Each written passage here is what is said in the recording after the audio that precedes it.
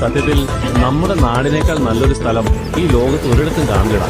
നമ്മുടെ നാട്ടിലെ പറമ്പുകളും കുളങ്ങളും പച്ചപ്പും ഒക്കെ സ്വർഗം തന്നെടാ. മാനുണ്ട്, പുലിയുണ്ട്, മാങ്ങാ തൊലിയുണ്ടെന്നൊക്കെ പറഞ്ഞിട്ട് എലിയെ പോലും കാണാനില്ല. കുറച്ചുകൂടെ ഉള്ളിൽ പോണം. ഉള്ളിൽ പോണെന്ന് പറഞ്ഞ് നടക്കാൻ തുടങ്ങിയിട്ട് കുറെ നേരമായി. പുലി പോയിട്ടൊരു പൂച്ചയെങ്കിലും കണ്ടാൽ മതിയായിരുന്നു. പ്രകൃതിയുടെ മനോഹരമായ ഒരു വരദാനമാണ്. മരങ്ങളും പച്ചപ്പാർന്ന ചെടികളും വിവിധതരം പക്ഷിമൃഗാദികളും മരങ്ങളും ചേർന്നതാണ് കാട്. മയവായും ശാന്തമായ അന്തരീക്ഷവും കാടിന്റെ പ്രത്യേകതകളാണ്. ഇവിടെ പരിസ്ഥിതി സന്തുലിതാവസ്ഥ നിലനിർത്തുന്നതിൽ കാടുകൾ പ്രധാന പങ്ക് വഹിക്കുന്നു. വന്യജീവികളും ഒരുപോലെ ആഗ്രഹിക്കുന്ന കാടിനെ സംരക്ഷിക്കുന്ന നമ്മുടെ കടമയാണ്. അപ്പം നമ്മുടെ ഏറ്റവും പ്രധാനപ്പെട്ട ഈ ഒരു ഇതിനെ കുറിച്ച് നമ്മുടെ ഹരിദാസേട്ടൻ പറയട്ടെ. സംവിധാനത്തോടുകൂടെയാണ് ആദിവാസികൾക്ക് തൊഴിൽ ചെയ്യാൻ വേണ്ടി തൊഴിൽ പഠിപ്പിച്ചു. പ്രധാനമന്ത്രി ട്രസ്റ്റിന്റെ കീഴിൽ ബാംബുവിന്റെ എല്ലാ ഉപകരണങ്ങളും തന്നെ ഒരു ഇപ്പം പരമ്പ് മാത്രമേ അത് ചെയ്യുന്നുള്ളൂ. ബാക്കിയുള്ള എല്ലാം ഇത് നമ്മൾ ഇത് ചെയ്ത് കഴിഞ്ഞാൽ വിറ്റഴിക്കാൻ നമുക്കൊരു ചെറിയ പ്രയാസം ഉള്ളതുകൊണ്ട് നമ്മൾ അത്യാവശ്യം ഒരു തൽക്കാലത്തേക്ക് നിർത്തി വെച്ചൊക്കെ വീണ്ടും തുടങ്ങും. അതിൻ്റെ അവർ പഠിപ്പിച്ചേക്കുന്ന ഉപകരണങ്ങൾ ഇരിപ്പുണ്ട്. പ്രധാനമന്ത്രിയുടെ അവരാണ് ഇപ്പം നിലവിലെ കെട്ടിടം ഇരിക്കുന്നു. അതിൻ്റെ ഇത്രയും ആൾക്കാർ കൂടെ കൂടിയായിട്ടാണ് ഇത് UNDP-യുടെ ഇത് ഇത്ര ആൾക്കാർക്ക് സർട്ടിഫിക്കറ്റും ഉണ്ട്. ഉറവ് എന്ന് പറയുന്ന സ്ഥാപനത്തിന് ആണ് തൃശ്ശൂറുള്ള നമ്മളെ കൊണ്ട് ഇത് 3.5 കിലോമീറ്ററോളം അവിടെ നിന്ന് അതങ്ങ് തുടങ്ങി. ഈ മല മുഴുവൻ പ്രത്യേക ഒരു വൈബിലാണ് കിടക്കുന്ന വെള്ളം. അതാണ് ഇപ്പം 10 മിനിറ്റ് മഴ പെയ്ത് കഴിഞ്ഞാൽ ആ ഒരു കാലാവസ്ഥയാണ്. നമ്മൾ ഇതിന് വേണ്ടിയാണ് വരുന്നത്. 6 മീറ്റർ വീതിക്ക് ഒഴിവ്. അത് ഇത് മാതം കാട്ടിലെ 2 ഇണകളും പേടിയാണ്. വേനൽക്കാലമായതുകൊണ്ട് അരുവികളെല്ലാം വറ്റി.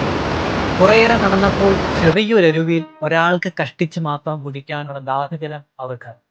ഇരുവരും നീ കുടിക്ക് എന്ന് പരസ്പരം നിർബന്ധിച്ചു. ഒടുവിൽ 2 പേരും ഒരുമിച്ച് വെള്ളം കുടിക്കാമെന്ന് തീരുമാനിച്ചു. കുറേയേറെ കഴിഞ്ഞിട്ടും വെള്ളം തീരാതെ വന്നപ്പോൾ കൊമ്പനാന ചോദിച്ചു, നീ ഒട്ടും കുടിച്ചില്ലല്ലേ? പിടിയാന ഒരു വാക്കിൽ മറുപടി ഒതുക്കി, നിങ്ങളും. നിസ്വാർത്ഥമായ സ്നേഹം എവിടെയുണ്ടോ അവിടെ ആത്മാർത്ഥമായ പങ്കുവെപ്പുകളുണ്ട്. പരസ്പരം പങ്കുവയ്ക്കാനുള്ള മനസ്സ് കുറയുമ്പോഴാണ് ബന്ധങ്ങളിൽ സ്നേഹം ലഭിക്കുന്നത്. Where there is no sharing, there is no love. ഞാൻ പറയും കാട്ടിപ്പോയി കൂകരെന്ന് പറയും. ഞാൻ റെസ്പെക്ട് ചെയ്യുന്നൊരു സ്ഥലമാണ്. എനിക്ക് ഏറ്റവും ഇഷ്ടം ഇതുള്ള കാട് തന്നെയാണ്. ഏറ്റവും പരിശുദ്ധമായ ഒരു സ്ഥലം അവിടെയാണ്. സ്റ്റുഡൻസിനൊക്കെ നിങ്ങൾ ഇവിടെ കളക്ടറേറ്റില്ല, പള്ളിയില്ല, അമ്പലത്തിൻ്റെ മുമ്പില്ല, സ്വന്തം വീടിൻ്റെ മുമ്പിൽ നിന്ന് പോകും, പോലീസ് സ്റ്റേഷന് മുമ്പിൽ നിന്ന് പോകും. അപ്പോൾ വീഡിയോ പറയാൻ പറ്റും. ഇത് കൂകേണ്ട സ്ഥലം കോളേജിൽ കൂകൊക്കെ അധ്യാപകർ പറഞ്ഞുകൊണ്ട് പോകണം. എന്തിനാണ് കാടിന് നോക്കി കൂകുന്നത്? പലവരും അങ്ങനെ ബഹളം പല സ്ഥലത്ത് വെച്ച് ഇത് ചെയ്തിട്ട് സാർമാരൊക്കെ ആയിട്ട് വാക്കറപ്പൊക്കെ ഉണ്ടായിട്ടില്ലേ? നിങ്ങൾ എന്താ പഠിപ്പിക്കണമെന്ന് ചോദിച്ചില്ല. നമ്മുടെ മാട്ടുപ്പെട്ടിയിലൊക്കെ ആനയെ കണ്ട ആർത്തരച്ച് കൂകി സ്റ്റഡി ടൂറിന് ബോർഡും. എന്ത് സ്റ്റഡിയാണ് മനസ്സിലാക്കി? കൂകാനുള്ള സ്റ്റഡിയാണ്. എല്ലാ ബസ്സിനൊക്കെ കേട്ടില്ല സ്റ്റഡി ടൂർ.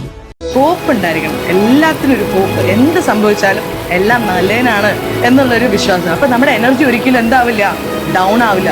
നമ്മുടെ ലൈഫിൽ പല കാര്യങ്ങൾ വരും നമ്മളെ ഡൗൺ ആക്കാൻ. അപ്പോഴൊന്നും വിട്ടുകൊടുക്കരുത്.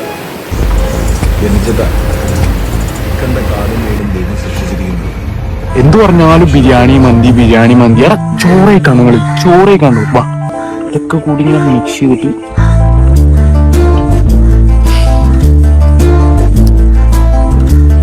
Life is so beautiful. One day, 1 hour, 1 minute will never come again. So forget all your problems and be happy. ഇപ്പൊ ഞാൻ ആഗ്രഹിക്കുന്ന ഒരേ ഒരു കാര്യമാണ്, വലിയ ആഡംബരമൊന്നും വേണ്ട, കൂട്ടിപ്പിടിച്ചൊന്നും നേടുക വേണ്ട. Slow but study. എന്തെങ്കിലും ആവശ്യങ്ങൾ വരുമ്പോൾ മാത്രം, അല്ലെങ്കിൽ പൈസയ്ക്കോ അല്ലെങ്കിൽ നമ്മളെ കൊണ്ട് എന്തെങ്കിലും ആവശ്യങ്ങളുള്ളപ്പോൾ മാത്രം വിളിക്കുന്ന ചില ആളുകളുണ്ട്. എന്താ പറയുക, നമ്മൾ യൂസ് ചെയ്യാൻ വേണ്ടിയിട്ട് അല്ലെങ്കിൽ നമ്മുടെ കയ്യിലുള്ള കാര്യങ്ങൾ യൂസ് ചെയ്യാൻ വേണ്ടി മാത്രം നമ്മുടെ അടുത്ത് കമ്പനി പിടിച്ചേക്കുന്ന അല്ലെങ്കിൽ ആ ഒരു കണക്ഷൻ കൊണ്ടുപോകുന്ന ആളുകൾ.